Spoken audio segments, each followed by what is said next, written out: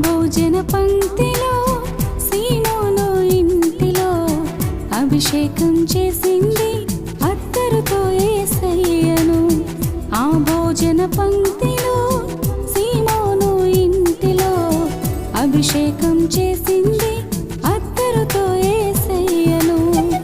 కన్నీళ్లతో పాదాలు కడిగింది, తన కుళ్ళతో పాదాలు తుడిచింది.